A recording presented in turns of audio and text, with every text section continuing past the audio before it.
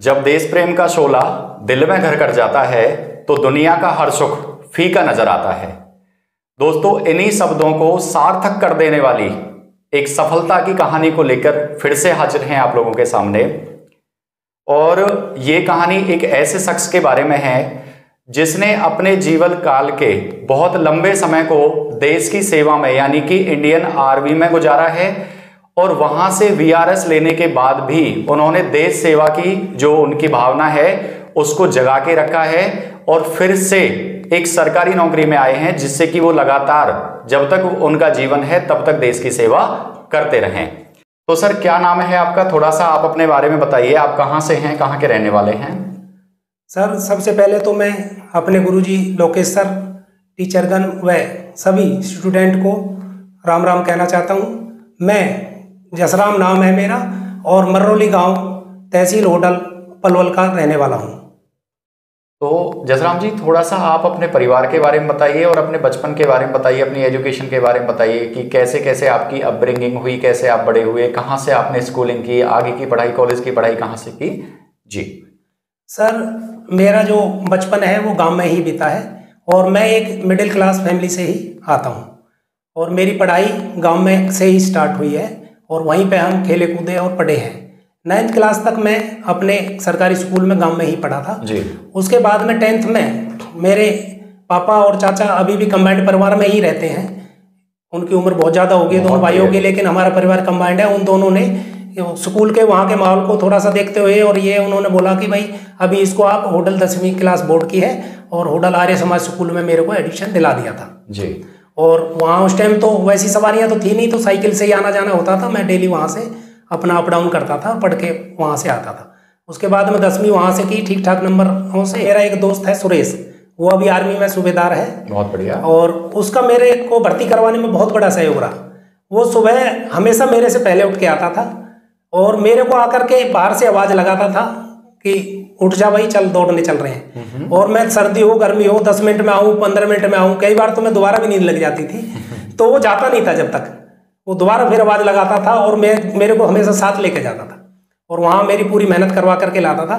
और भर्ती मेरे से 2 महीने बाद में हुआ, मैं उससे पहले हो गया। कुछ लक्का भी होता है नौकरी के दौरान और मैं उसको इसमें आपको सभी को संदेश देना चाहूँगा, नई पीढ़ी को, कि ऐसे दोस्त बनाओ जो आपको दिल से चाहते हो, जो आपको सहयोग करें, मतलब आपके जीवन को बनाने में सहयोग करें, ना कि बिगाड़ने में, किसी स्वार्थ से या आपके जीवन को बिगाड़ने में आपके साथ ना रह रहे हो। इस चीज़ को आप हमेशा पहचानो। और आज भी हम 40 साल उम्र हो गई है हमारी सभी दोस्तों की, जो मेरे दोस्त सर्कल है 4-5, वो आज भी वैसा ही है जैसा हम स्कूल टाइम में थे। तो सर, एक बार हमारे दर्शकों को आप बता दीजिए कि आपने आर्मी में कितने दिन सेवा की है और किस पोस्ट से आप वीआरएस लेकर आए हैं? मैंने सर आर्मी में 18 साल 5 महीने की सेवा की है। अच्छा, कौन से सन में आपकी ज्वाइनिंग हुई थी? मेरी ज्वाइनिंग 1998 में अक्टूबर में हुई थी सर। बहुत बढ़िया। तो 18 साल आपने सेवाएं दी? हाँ सर, 2017 31 मार्च 2017 को मैं रिटायरमेंट आया हूँ और जाट रेजिमेंट में मैं ये सर्विस दे के आया हूँ, जो कि अपना बहुत ही बढ़िया वहाँ पे रेजिमेंट था। एक घर जैसा माहौल मिलता था, वैसा ही खाना पीना मिलता था जैसे हम यहाँ पे इसमें रहते हैं। और इस नौकरी के दौरान भी हमें वहाँ बहुत ही अच्छा सा माहौल मिला रहने के लिए। लेकिन यहाँ घर पे छोटे भाई भी 2 भर्ती हो गए थे तो मैंने मूड कर लिया कि भाई अब थोड़ा सा सिविल साइड से देख लेंगे कोई नौकरी, या घर पे चले। बड़ा होने के नाते मैं फिर 18 साल 5 महीने में रिटायरमेंट लेकर के, जब भाई भी फोर्स में पहुंच गए तो आपने फिर थोड़ा सा घर की जिम्मेदारियों को समझते हुए मैं बहुत बढ़िया जी घर पे आ गया था। जसराम जी, जो अभी आपको लेटेस्ट जॉब मिली है वो कौन सी मिली है? मतलब आपकी न्यू ज्वाइनिंग कहाँ पर हुई है, किस फील्ड में हुई है और कौन से बोर्ड के जरिए वो एग्जाम आपने फेस किया था? ये सर मेरी अभी सब इंस्पेक्टर CRPF CPO के थ्रू ये जो ज्वाइनिंग, SSC CPO के थ्रू, SSC CPO के थ्रू ये मेरी जो अभी ज्वाइनिंग हुई है।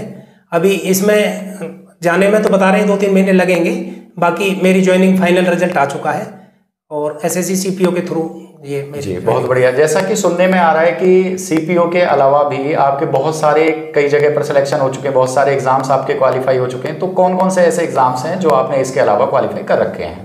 SSC CPO 2019 में सर मेरा सिलेक्शन हो चुका है जी। और 2020 का भी मेरा क्वालिफाई है सर, मेडिकल है बस। बहुत बढ़िया। तो मेडिकल में फिट हूँ, मेरा कोई पॉइंट नहीं है, तो वो भी आप क्लियर ही मानो। मेडिकल हो जाएगा, उसके बाद में डॉक्यूमेंट वेरिफिकेशन, उसके बाद में सर मेरा MTS भी क्लियर है, SSC MTS। बहुत बढ़िया। और सर मेरा सर्वर ऑपरेटर दिल्ली है जो, वो भी क्लियर हो गया था, लेकिन मैं उसमें मेरी इच्छा नहीं हुई जाने की।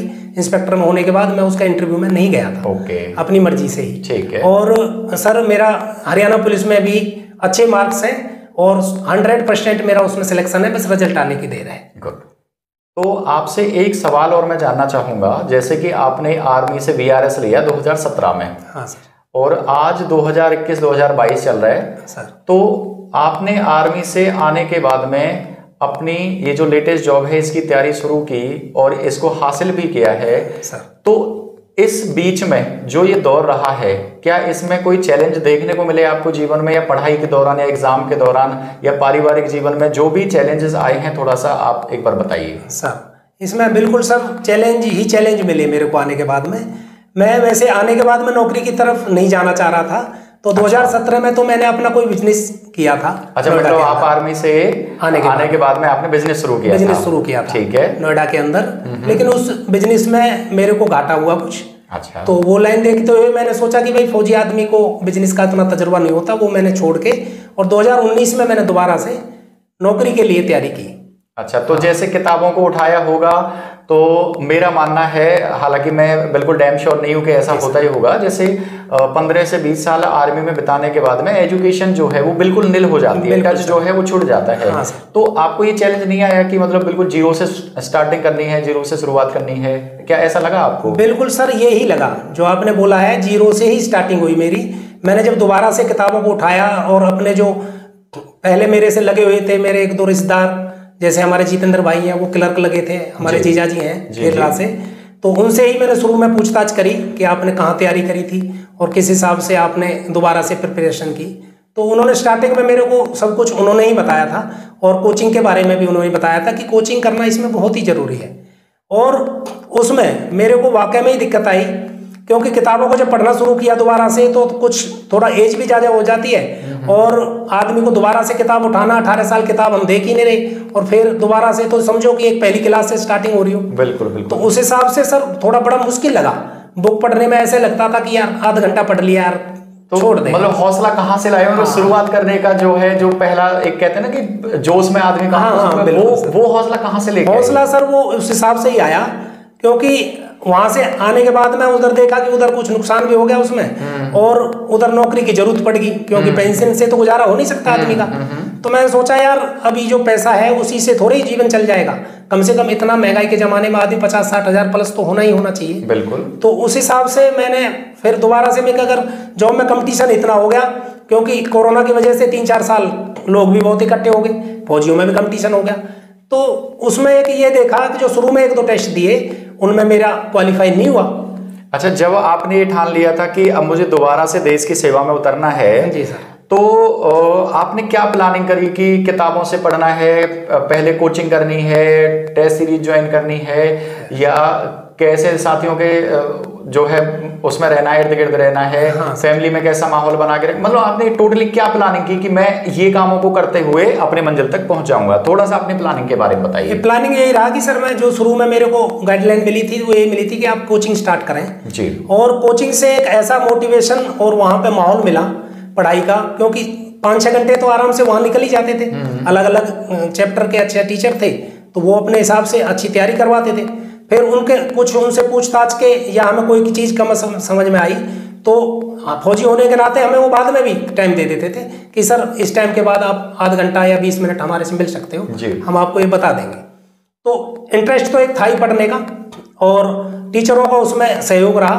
कुछ वहाँ कोचिंग के अंदर मेरे को कम से कम 1 महीने में तो यही समझने में लग गया कि भाई नए लड़कों को तो उस उम्र के हिसाब से दोस्त जल्दी से बनाया नहीं जा सकता, तो फौजी जो भाई थे उनमें से मैं किसका सिलेक्शन करूं कि जो मेरे को थोड़ा सा साथ लेके चले या मेरे को मोटिवेट करे जी। तो करीबन महीना 20 दिन तक मैं क्लासों में ऐसे ही जाता रहा, कोचिंग में आता रहा। उसके बाद में अजय सर से मेरी मुलाकात हुई जी, अपने यहाँ पलवली रहते हैं पंचवटी में, तो उनका और मेरा ऐसे विचार मिल गए और उन्होंने मेरे को इतना मोटिवेट किया कि ये मानो आप बहुत ही ज़्यादा उनका सहयोग है इस नौकरी को दिलाने में।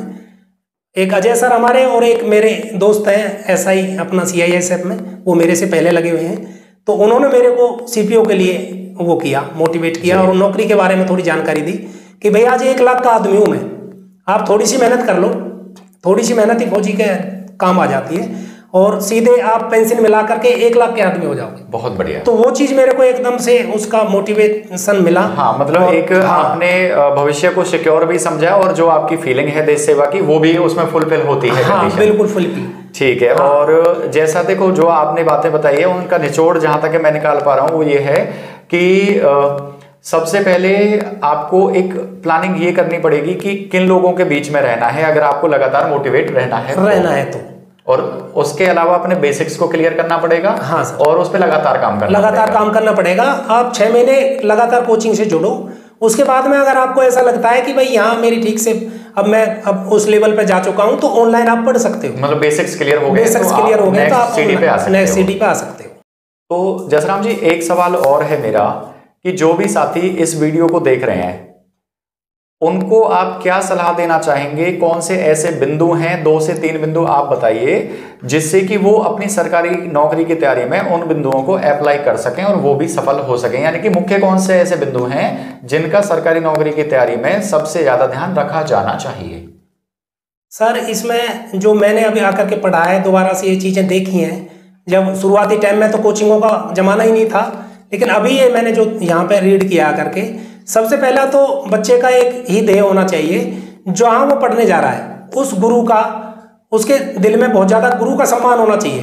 टीचर को दूसरी नज़रों से ना देखे कि भाई ये तो फलाने काम का ही तो अध्यापक है, ये है, उस टाइप से एक तो अध्यापक को ना देखें, अध्यापक को गुरु की भावना से देखें और टीचर से जुड़े रहें। आप घर पे भी हैं तो उनका फ़ोन नंबर रखें तकरीबन आपके जो टीचर हैं, और उनसे कोई चीज़ पूछनी है और उनसे बातचीत करते रहें।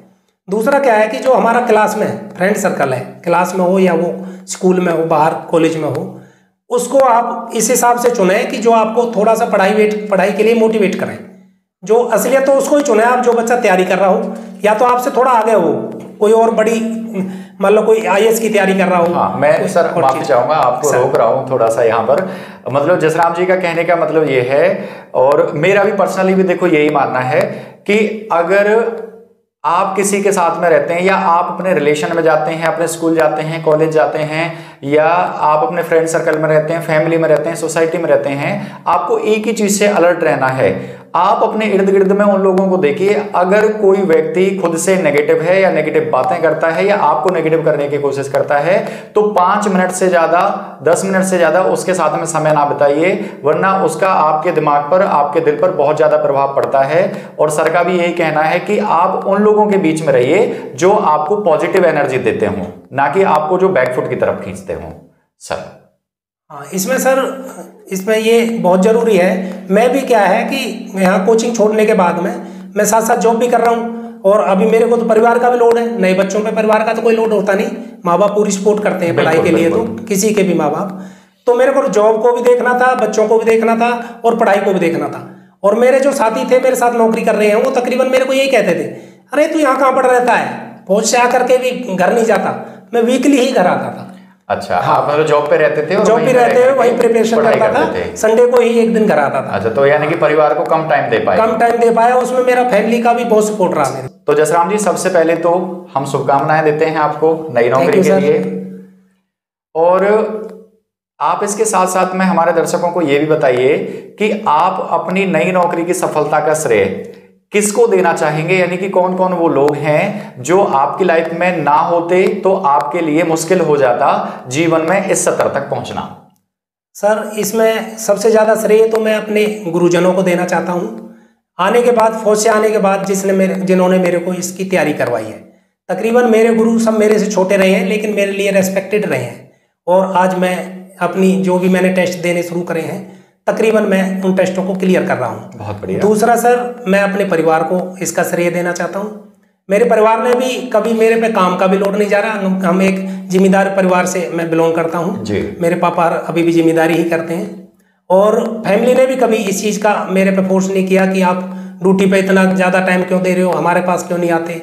उनको पता था कि वो अभी तो थोड़ी तैयारी में लगे हुए हैं, दोबारा दूसरी नौकरी की है, तो उनको 1-2 साल मेरे को उन्होंने भी कभी डिस्टर्ब नहीं किया। मतलब जो टाइम आपको अपने फैमिली को, अपने बच्चों को देना चाहिए था, तो कहीं ना कहीं आपने टाइम चुरा करके आपने थोड़ा सा अपनी एजुकेशन पे लगाया, तैयारी की सर। तो चलो उसका देखो रिजल्ट आपके सामने है, वो पूरे परिवार का सहयोग है। और सर इसमें ज़्यादा मेरे जो 2 फ्रेंड सर्कल था उसका भी काफ़ी सहयोग रहा।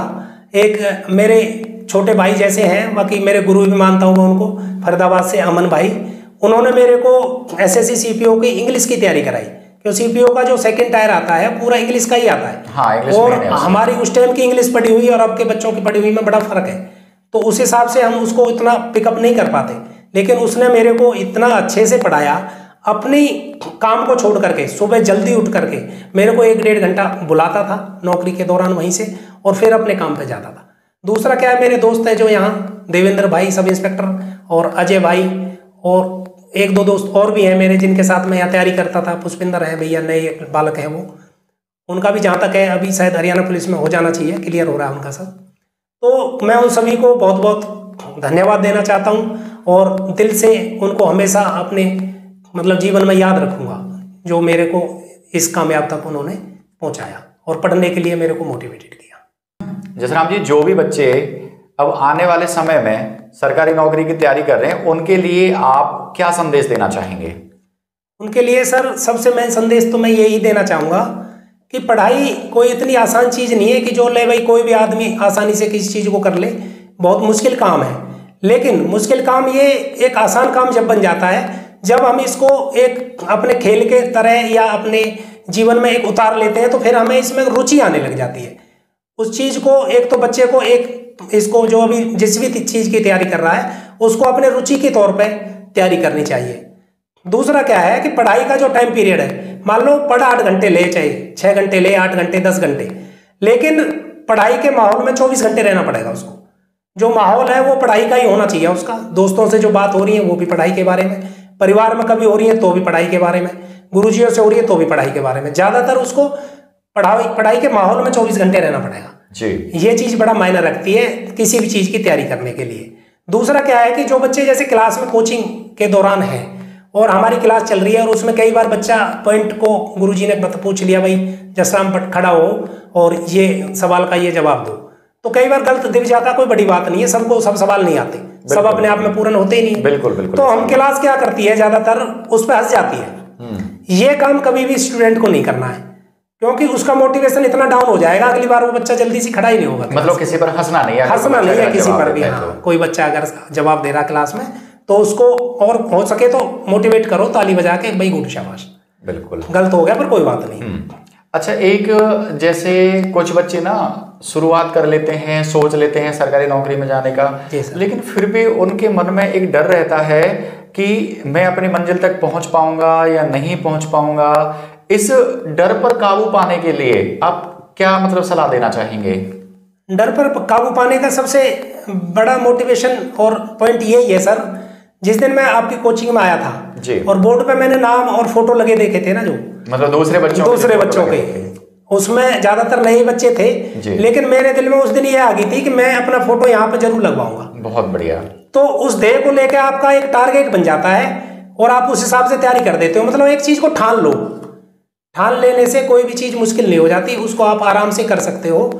मेरा एक सवाल और है कि जैसे हमारी सोसाइटी में बहुत सारे ऐसे स्टूडेंट्स रहते हैं जो कहते हैं कि सर हम लोग ना सरकारी नौकरी पाना तो चाहते हैं, लेकिन हमारे साथ में परेशानियां इतनी हैं, इतनी सारी दिक्कतें हैं, फैमिली का लोड है, फैमिली का बर्डन है, और ऐसी कोई फाइनेंशियल सपोर्ट भी नहीं है जिससे हम जो है अपने पढ़ाई को जारी रख सकें। तो उन लोगों के लिए आप क्या कहना चाहेंगे जो ये कहते हैं कि सर मेरे जीवन में बहुत सारी परेशानी है और मैं तो सरकारी नौकरी तक शायद पहुंच ही नहीं पाऊंगा, लेकिन मैं सरकारी नौकरी पाना चाहता हूं?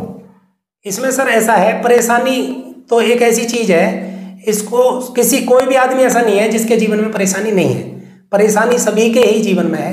कोई भी बच्चा इस चीज को पहले तो ये माने ही नहीं कि मेरे जीवन में परेशानी है। दूसरा, परेशानी से दूर होने का आदमी का यही है, एक तो पॉजिटिव रहो आप हमेशा, नेगेटिव कोई चीज़ सोचो ही मत, पॉजिटिव रहो और अपनी पढ़ाई को जैसे भी आप किसी यार दोस्त की मदद से, किसी अपने चाचा ताऊ की मदद से, फाइनेंशियल जिनकी स्थिति अच्छी है उसको बोल दो कि 5-4 हज़ार रुपये की मदद कर दो मेरी, भाई चाचा जी या ताऊ जी, जैसे मेरा कहीं जॉब हो जाएगी मैं आपको रिटर्न करूंगा, या ना भी कर पाऊंगा मेरी पढ़ाई के तौर पे मेरी मदद हिचक जो रहती है बच्चे को, उस हिचक को छोड़ना पड़ेगा, हिचक को छोड़ना पड़ेगा, उसको दूर करना पड़ेगा। मतलब जैसे भी किसी से एजुकेशन की सपोर्ट चाहिए तो बेझिझक उससे एजुकेशन की सपोर्ट मांगनी पड़ेगी, सपोर्ट मांगनी पड़ेगी, है ना। कोई टाइम आपका बचा सकता है तो उसमें सपोर्ट मांगनी पड़ेगी, मतलब झिझकना नहीं है। हाँ, और मैं तो हर आदमी को यह कहना चाहूंगा, जैसे बहुत स्टूडेंट भी बहुत अच्छे घरों से होते हैं जिनके लिए 2-4 हज़ार रुपये कुछ भी मायने नहीं रखता। अगर कोई ऐसा बच्चा भी है और वो चाहता है कि भाई कोई क्लास में खड़ा होकर बोल दो कि भाई गुरुजी के माध्यम से बोल दो कि हमारे पास एक ऐसा स्टूडेंट है, वो फीस देने में या इसमें असमर्थ है, तो कोई बच्चा ऐसा है कि भाई घर से इसको पढ़ने में मदद कर सके, उसके 5,000 रुपये दे सके, तो ऐसे 1-2 बच्चे जरूर निकले आएंगे जो अपने परिवार से बात करके उसकी फीस दिला देंगे। बिल्कुल बिल्कुल। और ये कोई बहुत बड़ी बात नहीं है। हम 2-4 हज़ार रुपए के लिए हमें कभी भी ये चीज नहीं सोचनी चाहिए कि ये हमको दे नहीं पाएगा। ये हमें अगर ऊपर वाले ने इस लायक बनाया है कि हम किसी की मदद कर सकें तो कर देनी चाहिए। साथियों, यहाँ पर मैं भी अपने विचार सर की बात में जो है जोड़ता हूं।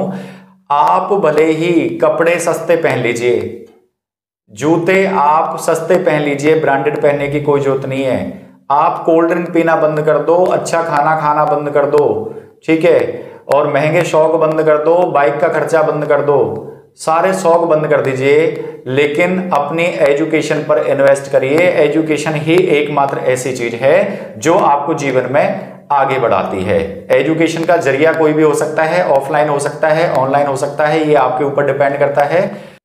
तो आज जसराम जी का जो सरकारी नौकरी पाने तक का सफर है वो हमने पूरी बातें उनकी सुन ली हैं, और मैं उनको धन्यवाद देता हूं यहां पर आने के लिए, और इनको शुभकामनाएं देता हूं नई सरकारी नौकरी के लिए, और प्रभु से कामना करता हूं कि ये अपने जीवन में और अधिक मेहनत करते रहें और आगे बढ़ते रहें, और मैं इनके परिवार, इनकी फैमिली को भी शुभकामनाएं देता हूं।